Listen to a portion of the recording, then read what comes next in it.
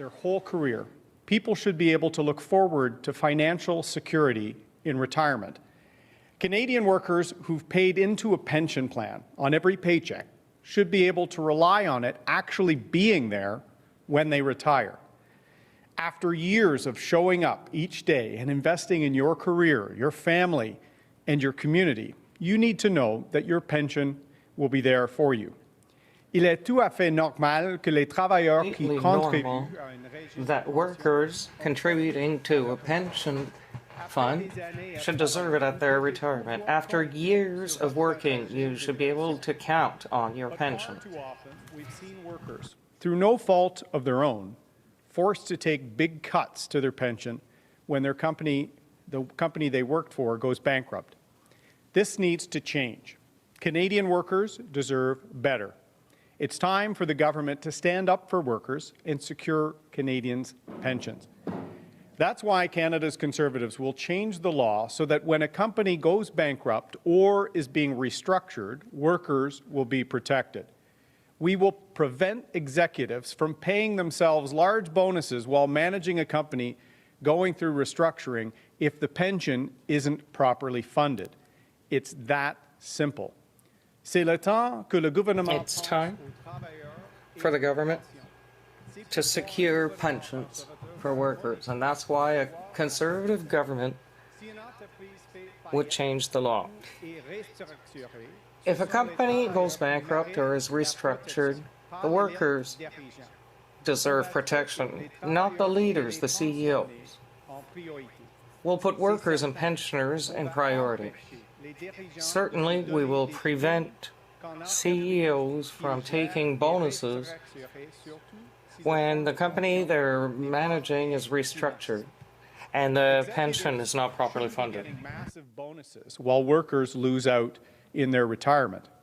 Our plan will also require companies to be more transparent by clearly reporting the funding status of their pension plans. Canada's Conservatives have a plan to stand up for workers and get the economy back on track. Together, we can secure the future. Les conservateurs ont un plan pour agir. Conservatives have a plan to act for workers and secure the economy. Together, we will secure the future. I would like to make a statement with respect to the Prime Minister's ongoing misleading campaign on healthcare and his attacks on provinces. A Prime Minister who was serious about healthcare wouldn't have called an election during a national health emergency. And now, unbelievably, he's threatening to cut healthcare funding and close health clinics in the middle of a pandemic. I knew Justin Trudeau was desperate to win his majority, but I never believed he would compromise people's health to get it. I support the health system we have right now, where Canadians can choose the kind of health care they want, universal and free for everyone. That's why Canada's Conservatives will make record-high transfers to the provinces to ensure every Canadian can benefit from free, high-quality health care where they're free to choose what's best for them. Our system is the pride of Canada and one of the best in the world. It's the same system that has existed for every one of Justin Trudeau's years as Prime Minister, where the private role in healthcare has grown under his watch. I view innovation as a good thing. I trust the premiers to do what is best for patients in their provinces. If Saskatchewan, Alberta, Ontario, or Quebec want to innovate to provide better health care, I support that. Why? Because it gives Canadians more choice. The more choices Canadians have in healthcare, the better. It reduces wait times, and it frees up more money to reinvest in healthcare. My view is consistent with the belief that Ottawa shouldn't be dictating to Quebec, Ontario, Saskatchewan, or any other province. It should be working with them, not threatening them. So I support the current system, but here is where I draw the line. Healthcare must be free for every Canadian. No one can ever be left behind. And all personal health decisions should be made by patients and their doctors, not insurance companies or anyone else. Un premier ministre qui prend le système de santé au sérieux n'aurait pas taking the healthcare system seriously would not have called an election during a national health crisis. And incredibly, he's threatening to cut healthcare funding and to close clinics in a pandemic. I know Justin Trudeau wants to win a majority, but I never thought he would have been ready to compromise the health of the public to get there. I support the system we have now, where Canadians can choose the type of healthcare they want, universal and free to all, for all. That's why the Conservatives will offer record transfers to provinces to ensure that all Canadians can benefit from free, quality health care and choose what suits them best. Our system is the pride of Canada, one of the best in the world. It's the same system we've had since the first day Justin Trudeau became Prime Minister. The growth of the private sector in the healthcare system has grown under his watch. Innovation is a good thing, and I trust the premiers that they will serve their public the best. Saskatchewan, Alberta, Ontario and Quebec want to innovate to provide better health care, and I agree. Why? Because it gives more choice to Canadians. The more choice Canadians have for their health care, the better it is. It reduces wait lists, and it frees up money that can be reinvested in health. My viewpoint respects the conviction that we should not tell Quebec, Ontario, Saskatchewan, or any other province what to do. Ottawa should work with the provinces and not threaten them. I support the current system, but we need to be clear. Healthcare should be free for all Canadians. No one should be left behind. And all personal decisions should be made between patients and their doctors, and not insurance companies or anyone else. Thank you.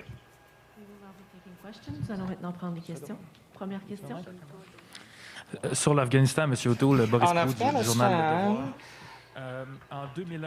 In 2001, Afghanistan was a threat to Canada. That's why we went to the war. 2021, the threat seems to be at the same level. I think. Would you bring Canada into a war if there are such conditions? We have to help the Afghans on the ground now, after the war. It's important for Canada to work with our allies on world security and stand up for our values. And that's why, after the war, we need to assist Afghans who are in danger because they helped our country, our soldiers, our volunteers, and that's why I'm disappointed by Justin Trudeau's action. Would Prime Minister O'Toole be a hawk? Would you put boots on the ground? Would you go to war? Or would you go more towards sanctions to Afghanistan, which seems to be the suggestion of the G7. We don't have the details yet. We have to work with our close allies, the US, of course, but the Five Eyes, because on Afghanistan. The situation there is very, very sad and is totally unacceptable that interpreters and others are there without being able to come to Canada.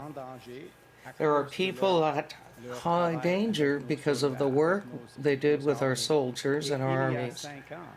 And 5 years ago, I asked for a plan for the interpreters, for the people on the ground. As Prime Minister, I will always work with our allies on the international scene. And as a veteran, former Iron Man, I will be a strong voice on the international scene for our interests. Yes. Next question. Today's announcement and yesterday on workers,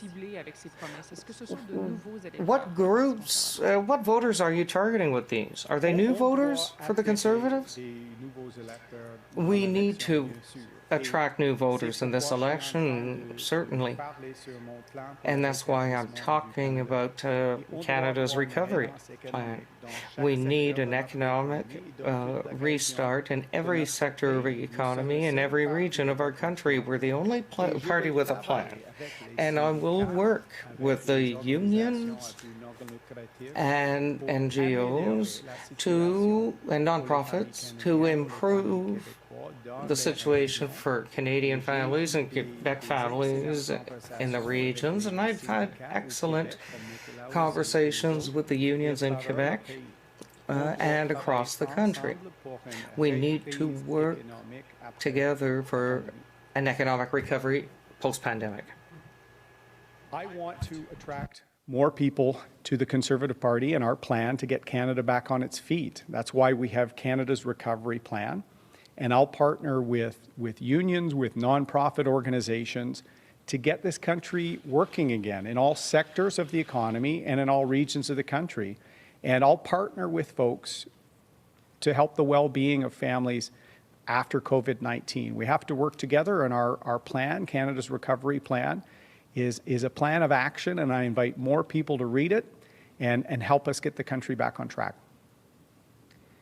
Puis pour bien comprendre votre position sur les soins de santé, fully understand your position on healthcare, would a Conservative government impose restrictions on the provinces on the healthcare that could be privatized or to turn to the private? Would you set restrictions on that?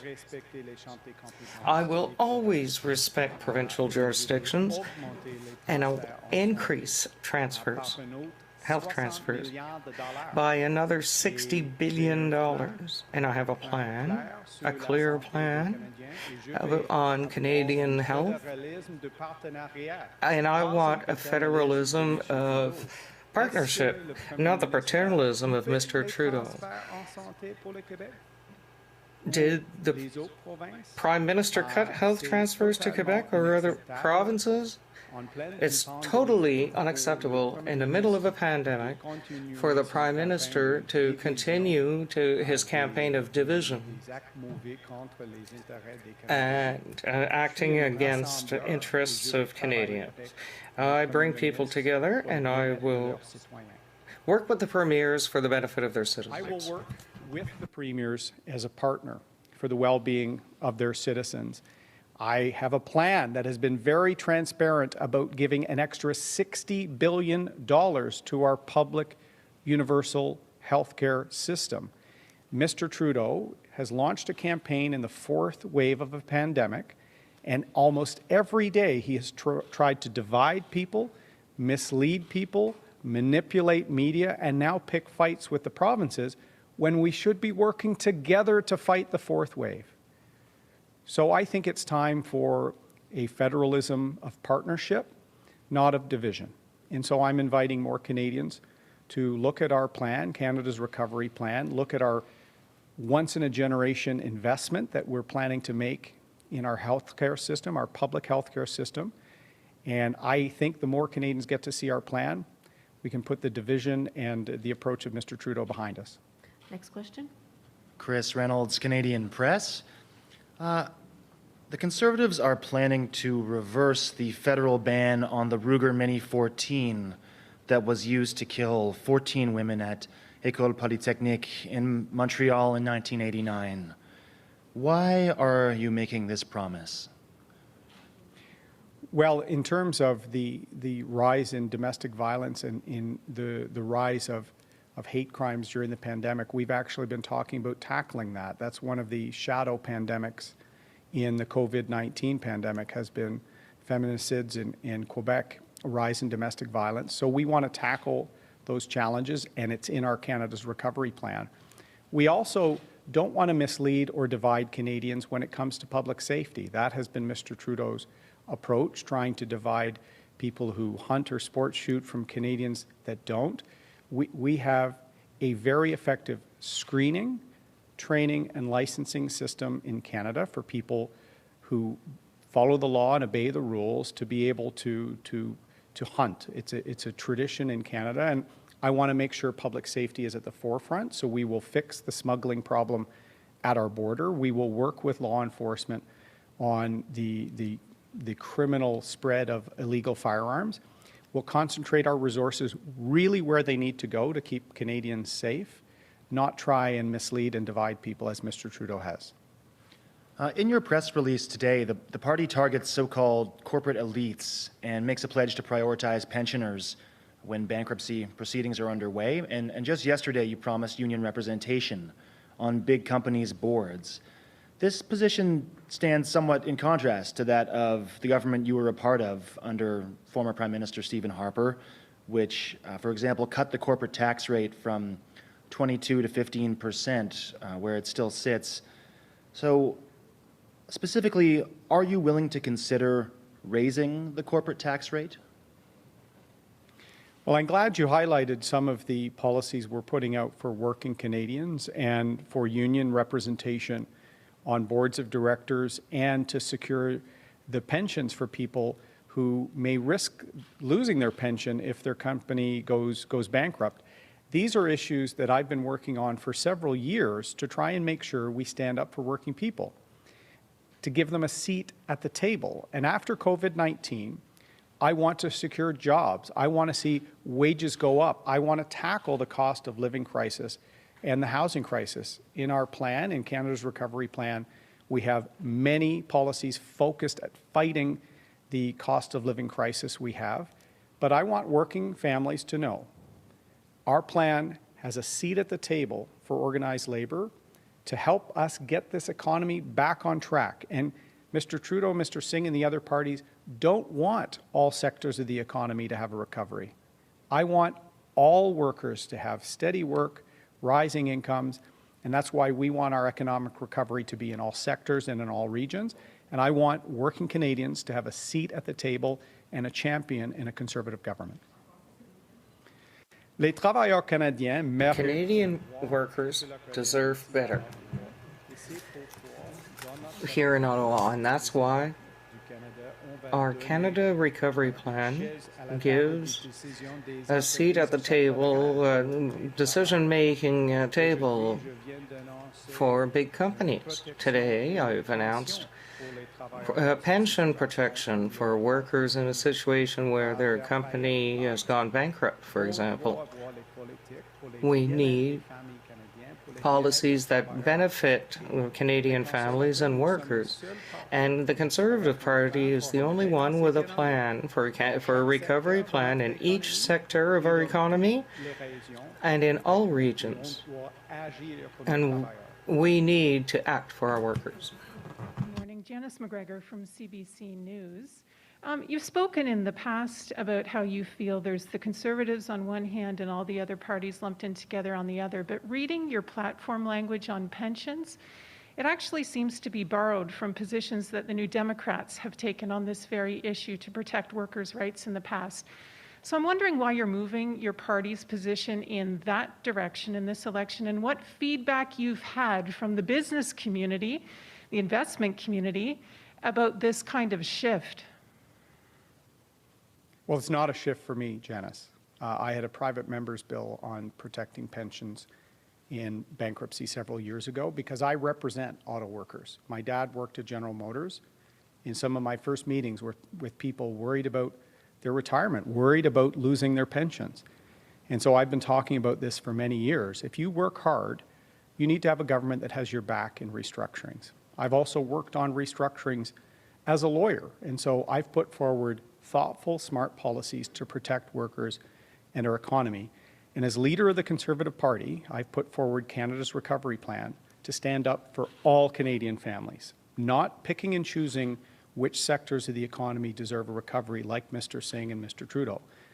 I want everyone to get back on their feet. I want to see us tackle the cost of living crisis. And I do want to address some of the social costs of the pandemic on addictions, on mental health. So we have a very detailed plan, but I want working families to know I've been in your corner before, and as Prime Minister, I will be in your corner to make sure your family does well following COVID.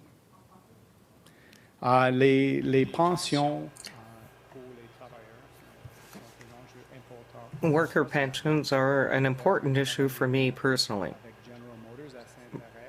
My father worked for GM in St. Therese and Oshawa, and I believe workers deserve protection of their pensions. And I put forth a private member's bill 4 years ago on this. It's a priority for me. And I will always fight for the interests of Canadian workers and their families. Not like the NDP and the Liberals. We are here for all sectors and all regions of the country. All Canadians deserve economic recovery. Spoken about how businesses are going to drive economic recovery from this pandemic in this country, and yet this is the second day in a row when you're out highlighting platform planks that are quite business skeptic. I'm wondering what happened to the true blue Conservative Erin O'Toole. Well, I'm wearing some blue today. Our first major policy, or one of the first major policies we announced, was our job surge. We want to get this country working. We want to actually help people get back to work as we wind down programs that are causing some sectors to have a shortage of labor. We want to help highly affected sectors of our economy like travel, tourism, hospitality, areas of our economy where we have a higher incidence of women entrepreneurs that have been affected by this pandemic. I want to see a private sector-led recovery, as I say many times, in all sectors and in all regions, including natural resources. We have exciting innovation technology and intellectual property policy with patent boxes and flow-through shares. I want to make sure that everyone recovers, though.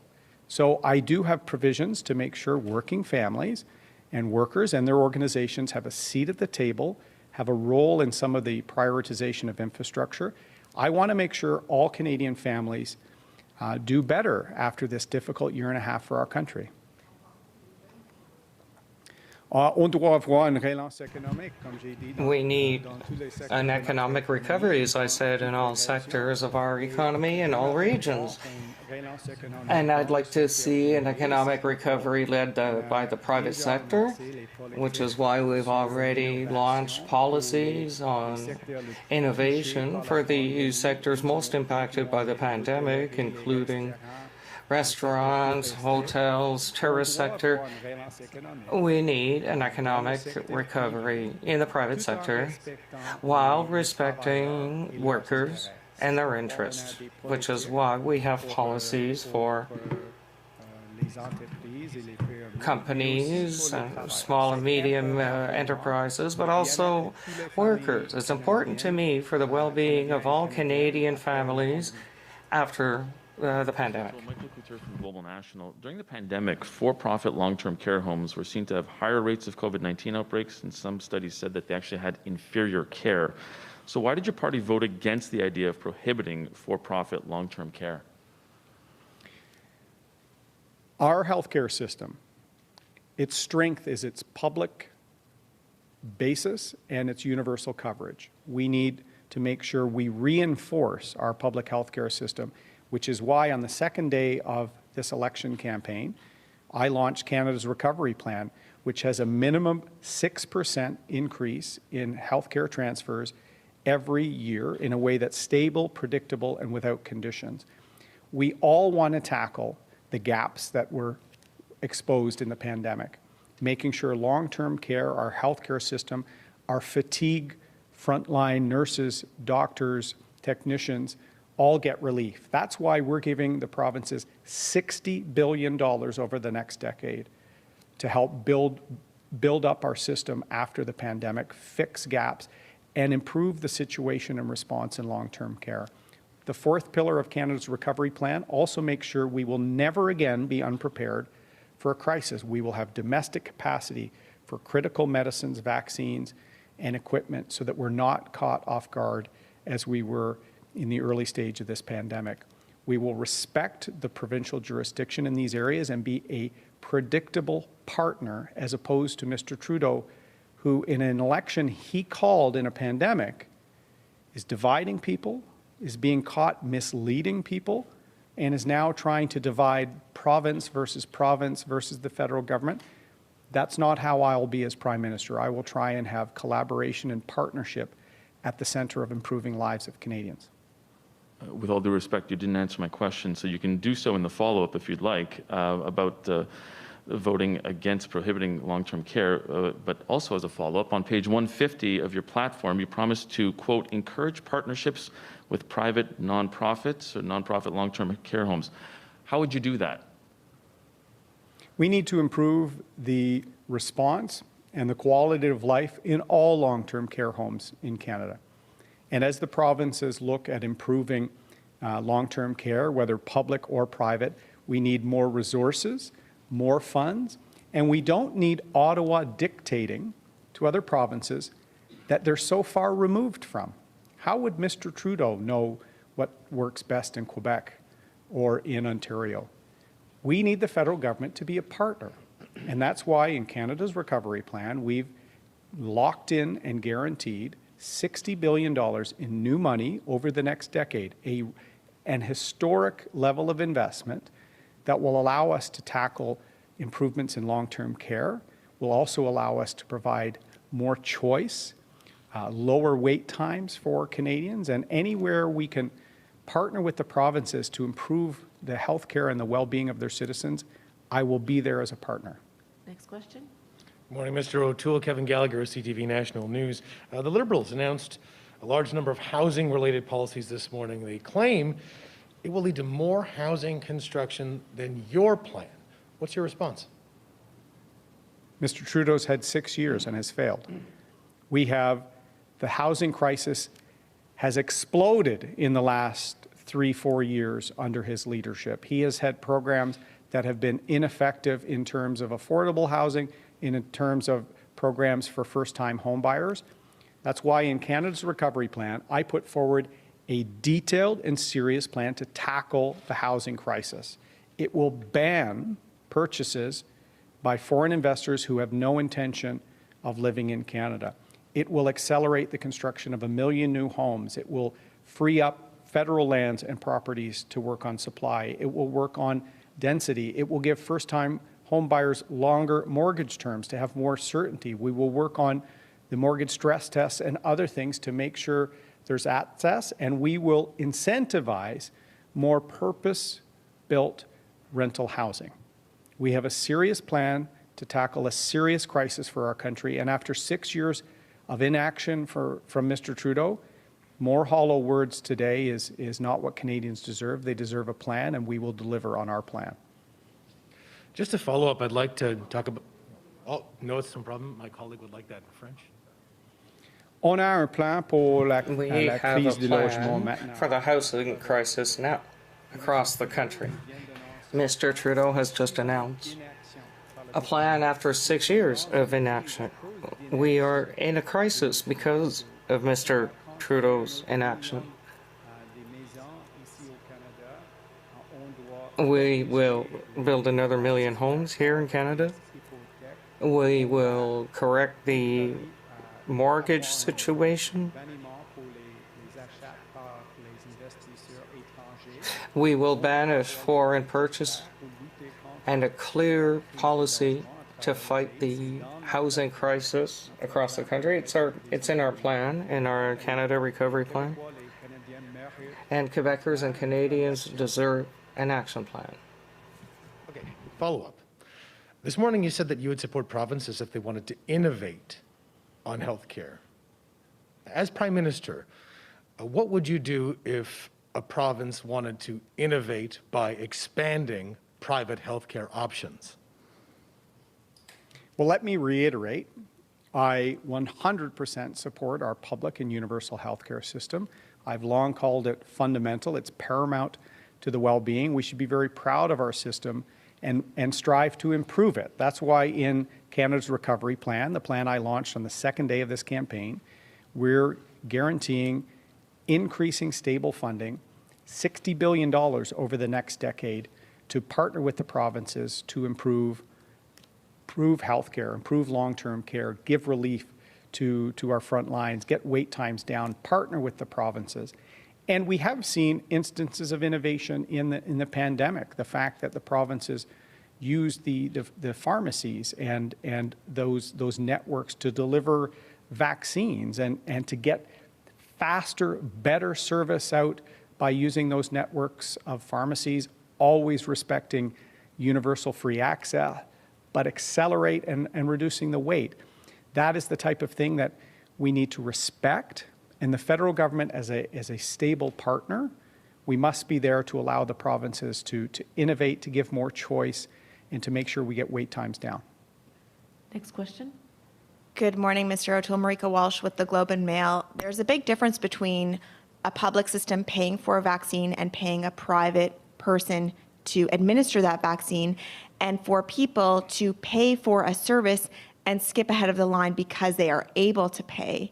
Can you please explain why you support the idea that in Saskatchewan, if you are able to pay $1,000, you can go to the top of the line to get an MRI and therefore get quicker access to whatever follow-up service, be it surgery or other treatment, because you have that early diagnosis? I support universal access in our system, public and free. And I also support provinces making sure that they can offer more choice, faster service, and less waits for their citizens.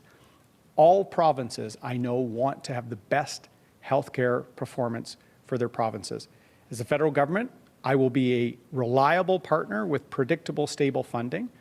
I don't believe that the federal government should be cutting and taking away from the provinces at a time we're in a pandemic. We need as much choice, as much access as possible. The biggest thing we need to do is lock in guaranteed funding. In Canada's recovery plan, we have done that, a historic $60 billion investment over the next 10 years, and that will allow provinces to have a universal public system, to innovate, have more choice, and less wait. We need to work in close collaboration with the provinces to improve their systems. We need more choice for patients in a public system that's universal, which is why I will give another $60 billion. And I have a lot of faith in our premiers and their approach. And we need to work with respect and encourage provinces to improve their systems with an innovative approach to reduce wait lists. After the pandemic, I'll increase the transfers and we'll work together. Do I take that you support programs that allow people with the extra money to get faster service in healthcare? I support public and universal service, choice, and getting wait times down. And what I will do with provinces is partner as a reliable funding partner. And if they're able to offer more choice, less wait, and provide innovation, as we saw with the deployment of vaccines through private pharmacy chains, that is what Canadians expect. Faster, better service, less wait times, but free access, universal. And I've always said that's paramount. And what is so disturbing is the Liberals, in an election they've called during a health crisis, are literally on a daily basis misleading people, trying to divide, trying to pick fights at a time. They should be partnering with the province on Delta variant outbreaks, on critical medicine needs and other issues. I won't pick fights. I will pick partnerships and serving the interests with the Prime Minister or with the premiers. I know they have the best interests of their citizens at heart, and I find it very strange that the Prime Minister in an election wants to claim he's going to cut health care from provinces at a time we need more funding, which is what I'm offering. This will be the last question. Ce sera la dernière question. Good morning, Mr. O'Toole. I've been following your campaign for more than a week now, and I've been watching the other leaders. I'm over here, by the way. Hi there. And one thing that's really concerning is that I haven't heard anything about the thousands of children, dead children, being found at residential schools. Nobody's talked about it. Why aren't you talking about it? I've talked about it quite a bit during this campaign. I spoke about it in Saskatchewan. I spoke about it in Delta, BC when I was on the ground. We all have a role to play in reconciliation, and the horrific reminders of our past with the discovery at former residential school sites of graves in Kamloops and Cowassess in other parts of the country must have Canadians recommit to reconciliation. In our platform, we call for immediate move on calls to action 71 to 76, which deal specifically with former residential school sites. This is an issue that's important to me. I know all parties care.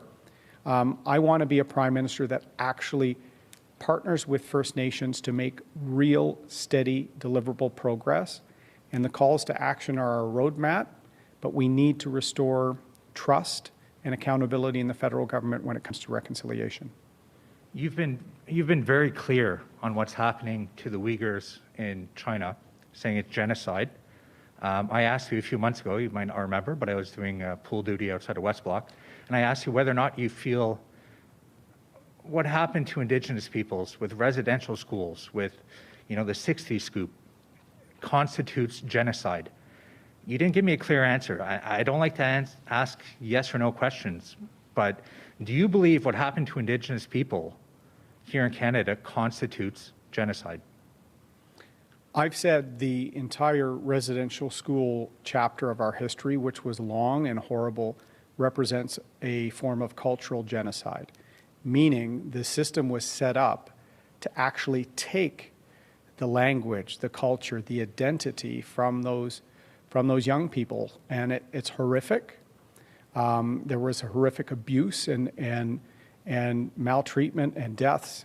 It is a really horrific chapter in our history, and reconciliation is about trying to reconcile that bad past with today and going forward in the future. That's why reconciliation has to focus on intergenerational trauma that remains from that period of our history.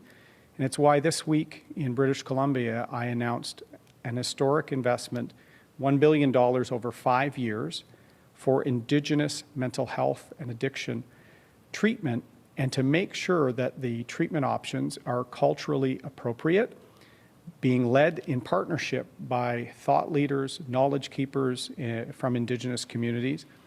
I believe all Canadians have a role in reconciliation, and as Prime Minister, I will make sure it's core to our government. It will. The residential schools are an example of cultural genocide, because when the Indigenous culture and language, it was horrible, and all Canadians and Quebecers must work together on the path to reconciliation, which is why we have policies in our plan for the missing children. The proposal 71 to 76, we need to work on intergenerational trauma